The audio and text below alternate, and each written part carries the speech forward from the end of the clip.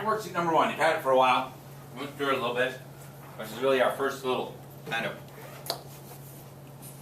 foray into looking at the motion of an object and what's going on. I'm going to kind of go through things. Hopefully you've got all your answers to everything. Some people did anybody else do it online, or did you all do the paper stuff? I did it online. Yeah, you were the one that did it online. Anybody else do paper, or just do paper? That's fine.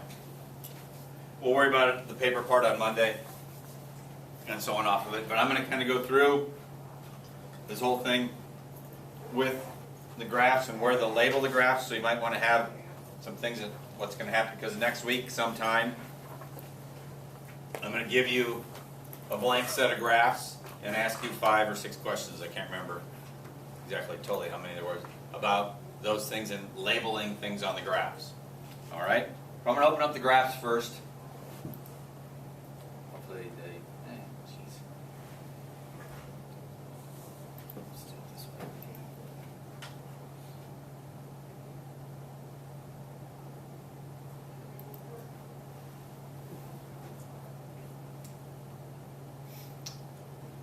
And the first so-called question has to do with what maximum altitude did the rocket reach, when, and what is the term for this? First, let's jump to the term since we're here. The fancy term for this is called apogee. In rocket science, instead of calling it maximum altitude, it's called apogee. A-P-O-G-E-E, apogee. Okay? Will you spell that? A-P-O-G-E-E, Okay. apogee. We should have just said T-H-A-T. Now, for here, there's altitude versus time. Okay? So the maximum altitude, or apogee, is right there. So there's apogee. To find the distance, you got to go all the way over here, and it's probably somewhere right in there, 410 meters, because these are all in meters, aren't they? How do I tell? Should be labeled over there. The time, go right down there, 8.7, 8.8 seconds, somewhere in that neighborhood. Okay. From the graph, it's more about, hey, that's what I can find off of here. Okay. So to find the apogee, I get that. Question number 2. What was the rocket's maximum velocity, and when did this occur? So, I've got to go look at the velocity versus time curve, which looks right there. And where would you find that maximum velocity? Right up there, isn't it? So this is maximum velocity.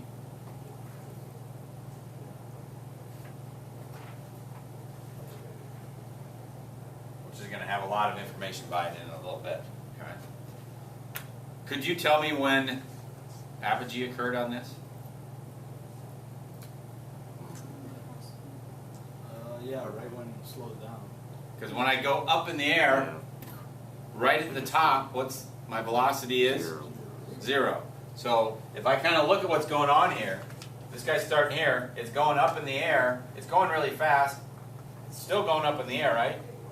It's slowing down, but it's still going up because of velocity. You still got your gas on, the pedal on the metal for a little bit. You just backed off because you saw the cop. Okay?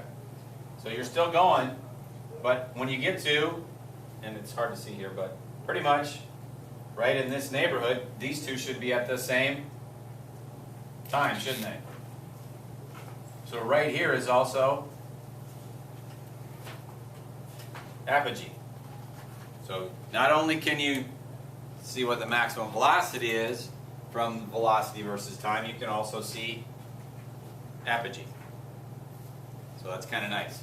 The first one, so far all we get is apogee. Technically, on the first one, I probably can't find maximum velocity. Though some of us in calculus might realize that this is where it changes from concave up to concave down. Anybody remember what that's called? Inflection. Inflection points. Okay, but for physics non-calculus based, we're not going to worry about it. So you're good to go. Though we will see it a little bit, but we're going to do it more in a basic sense.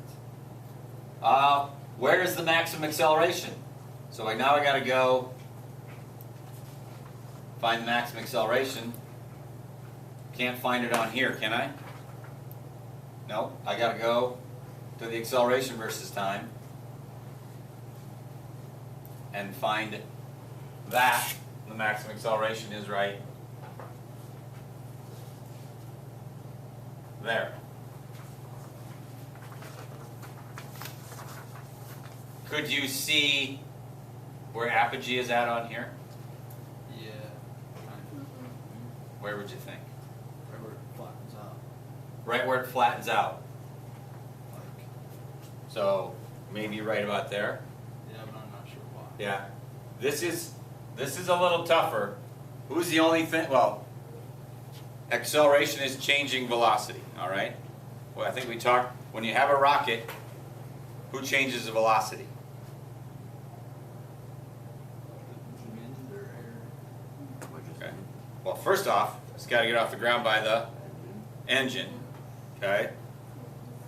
Why doesn't it just keep on going? Because of gravity. Gravity's changing it, and then if you stick your head out of the window when you're going fast in the car, air resistance. So those are the three things that are going on. Which one of those three never shuts off? Gravity. Gravity's always on. At the top, we said that was where the velocity was 0. So you're not moving, there's no air resistance, okay? The engine's all shut off already, right? That's another thing we got to figure out. So right about here is just gravity.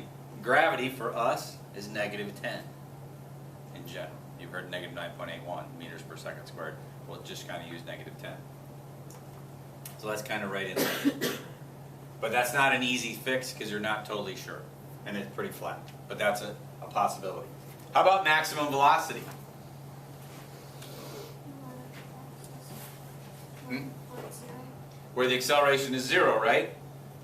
Like velocity, once I'm done at the top, if I'm not pushing on the accelerator anymore, what's happening? I'm not going any faster. So right here is actually maximum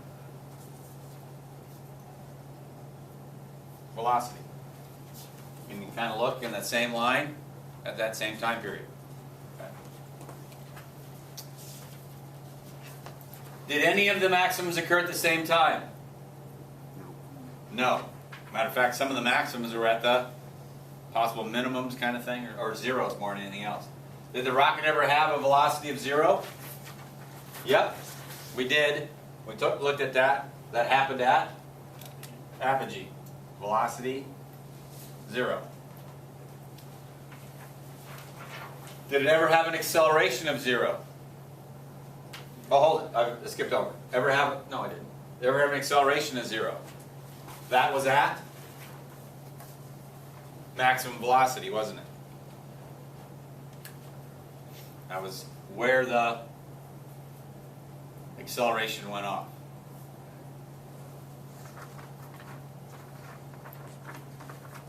Now, it says both time and event. For the velocity of 0, that event was apogee. I wonder what this is called.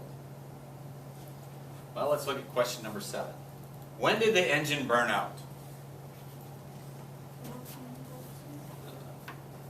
Maximum velocity. Why do you say that?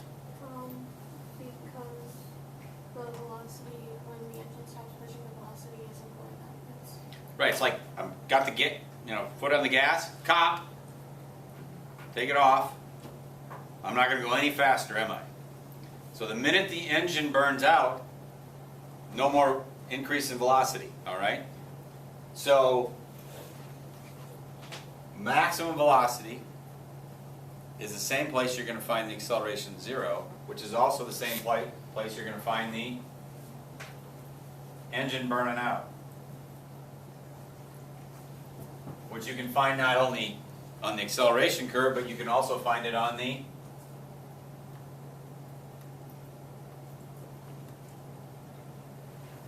velocity curve, and also that's also where you find acceleration to be 0. Okay? So, here's the acceleration one. There's maximum acceleration. Then here's the engine burnout, maximum velocity, and 0 acceleration. 3 things all kind of happen at the same time. You really can't find anything else from that. In the velocity versus time,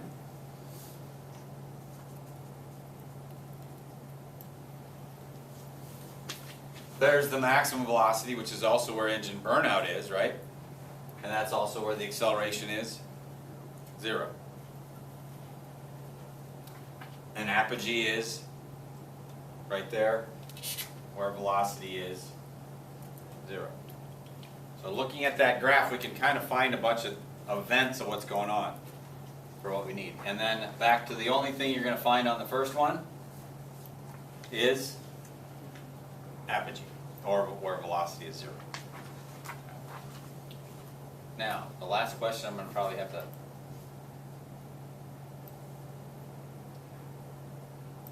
describe the rocket's flight from liftoff to apogee, including the engine burn, acceleration, velocity, and altitude. This is how I like to do it. Here's the rocket.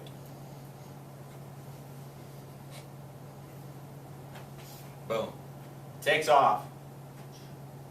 First event. But as it takes off, altitude is going up, right? Velocity is going up. Acceleration, let's just put it this way, is positive. It may be increasing, but you got some acceleration, right? The first event you get to is